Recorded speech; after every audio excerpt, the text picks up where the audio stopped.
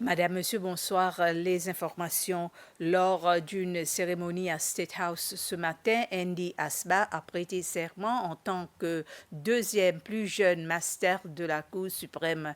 Andy Asba cumule 18 ans de carrière dans l'appareil judiciaire où il a occupé plusieurs postes qui lui ont permis d'approfondir ses connaissances et son expertise dans ce domaine. Monsieur Asba a débuté sa carrière au tribunal des affaires familiales. Il a ensuite occupé plusieurs autres postes avant de prêter serment comme master de la Cour suprême. Monsieur Ali occupait le poste de Monsieur Asba, occupait le poste de magistrat en chef depuis 2023. S'adressant aux journalistes après sa prestation de serment, Andy Asba a déclaré que ce nouveau poste reflétait le travail qu'il avait accompli durant les années écoulées et que c'était un honneur pour lui d'occuper ce nouveau poste. Le processus d'enregistrement des partis politiques aux Seychelles devrait devenir plus moderne et plus juste. Cela intervient après que tous les membres de l'Assemblée nationale présents lors des séances d'hier ont voté en faveur des amendements à la loi sur l'enregistrement, la réglementation des partis politiques. Il s'agit du troisième projet de loi concernant les élections que le vice-président Ahmed Afif a présenté à l'Assemblée nationale cette semaine. Les amendements concernent généralement toutes les procédures de candidature, les changements des officiers des partis politiques ainsi que les sanctions qui pourraient être imposées au personnel de la commission électorale qui divulgue des informations confidentielles.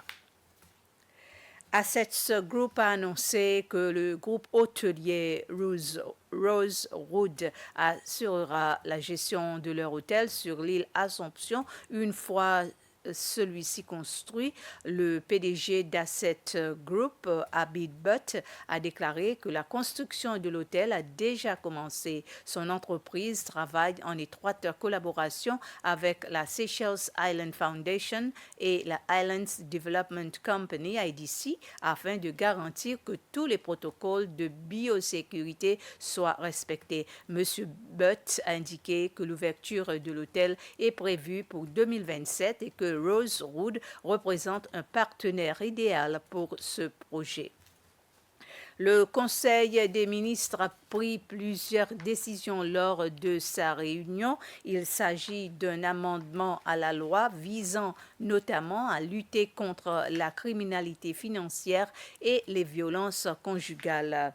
Il y a des projets dans le secteur de l'électricité qui ont été également approuvés.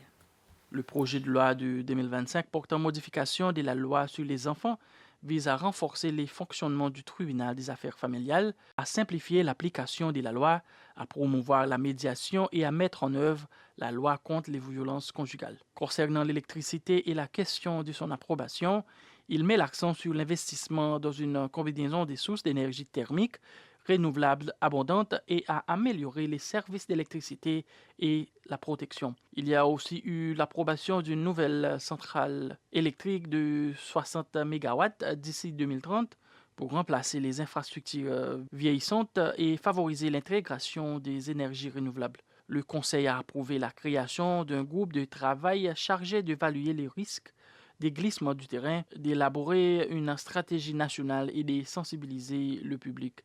Approbation de projets conjoints avec la Chine et le PNUD pour la réponse aux catastrophes et la préparation à celles-ci. En obtenant l'approbation des LOI pour toutes les formes des délits financiers, les modifications suivantes ont été apportées à la loi anti-blanchiment d'argent, renforcer le cadre juridique afin de respecter les normes et de garantir l'exhaustivité, y compris la supervision des prestataires des biens-être virtuels. Réforme du droit des sociétés et de la fiscalité, c'est-à-dire modifier la loi pour la rendre conforme aux normes de transparence fiscale de l'OCDE aux Seychelles. Modification de la loi sur la confiscation des biens, permettre une gestion anticipée des biens saisis, introduire les enchères en ligne et établir des règles de gestion des fonds d'indemnisation des victimes. Pour conclure, le ministre a félicité tous ceux qui ont contribué au succès et la qualité de l'organisation des événements, qui ont mis en lumière l'unité et la culture pendant les fêtes nationales récentes. Une délégation de 4 membres du Fonds de sécurité nationale ougandaise était en visite de travail aux Seychelles. La délégation a effectué donc une mission de 3 jours afin d'apprendre les procédures de transition du National Provident Fund dans le passé en l'actuel fonds de pension des Seychelles. À leur arrivée aux Seychelles, mardi, les membres de la délégation ont rencontré des responsables du fonds de pension au cours desquels ils ont approfondi leurs connaissances sur les procédures de cotisation au fonds de pension. Ils ont également échangé des idées sur le programme de modernisation du système de fonds de pension aux Seychelles. C'était les informations. Merci de votre attention et bonsoir.